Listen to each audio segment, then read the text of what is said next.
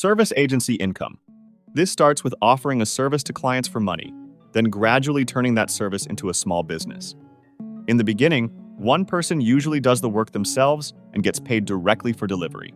Over time, the model changes when they create a clearer offer, build a process around it, and bring in other people to help. At that point, the income no longer comes only from personal labor. It starts coming from the system behind the service.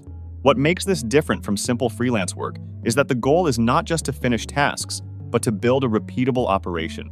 It matters because this is one of the most common ways a side hustle becomes a real business. Digital product income. This comes from creating something once and selling it many times online. The product can be delivered instantly, which means there is no shipping, no packaging, and no physical inventory to manage. That changes the economics of the business in a major way. Most of the effort happens upfront when the product is made, while future sales can continue with very little extra work. What makes this different from service-based income is that the creator is not trading time for each sale. It matters because it introduces scale, but the product still has to be useful enough for people to buy it. Freelance work. This is income earned by using a skill to complete work for a client. A person offers a service, the client has a need, and the freelancer gets paid to solve that problem. It is one of the most direct forms of side hustle income because it can begin with very little money and very little setup. For many people, it starts with work they already know how to do. What makes freelance work different is how closely income is tied to personal time and effort. That can make it easier to start, but harder to scale. It matters because it is often the first step from traditional employment into self-employment. Content creator income. This comes from building attention and then finding ways to earn from that attention. A creator publishes videos, posts, articles, podcasts, or newsletters, and over time the audience becomes the foundation of the business. The money may come from ads, sponsors, memberships, or other sources, but the real asset is the audience itself.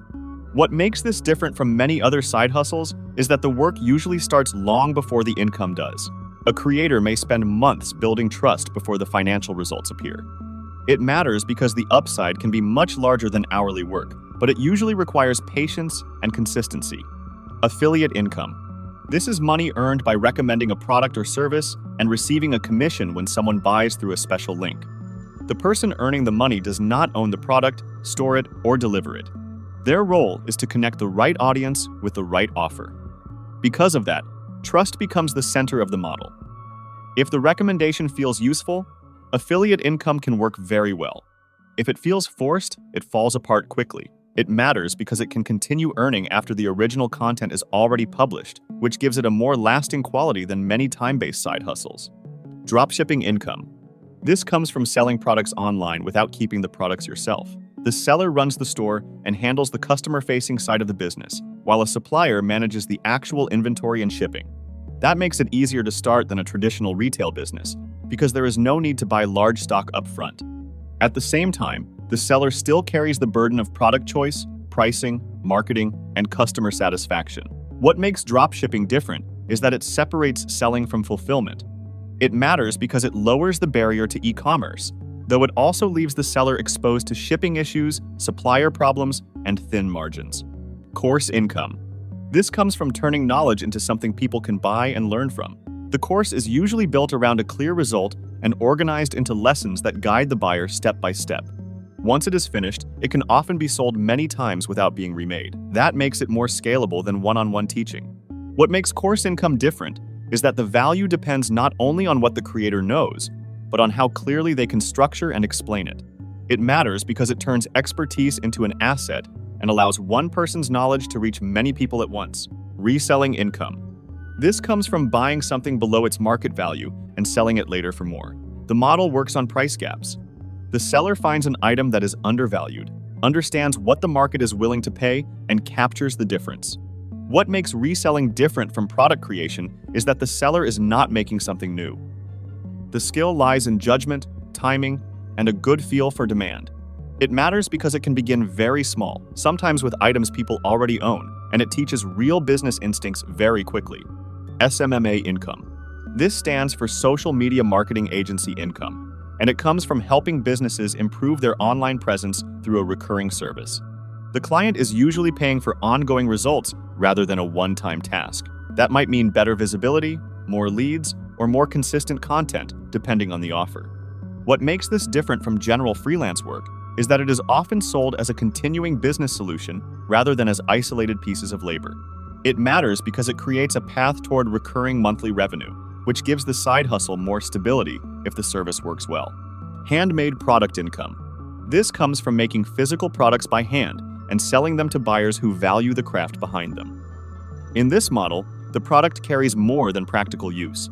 It often carries style, care, and uniqueness as well. That makes it different from mass-produced goods, where price and convenience usually dominate. Handmade income matters because it gives creative people a way to turn skill into money. It also forces careful thinking about pricing, since handmade work can take much longer to produce than people first expect. Rental income.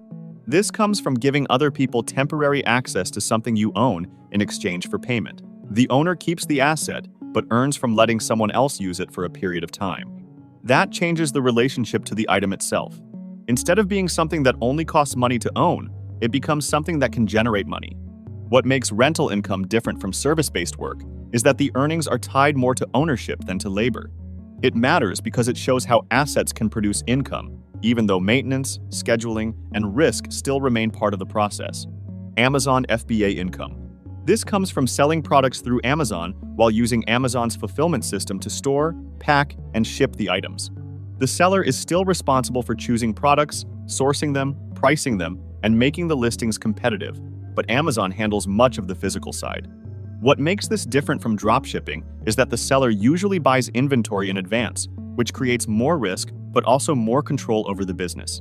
It matters because it gives small sellers access to one of the largest marketplaces in the world, though success depends heavily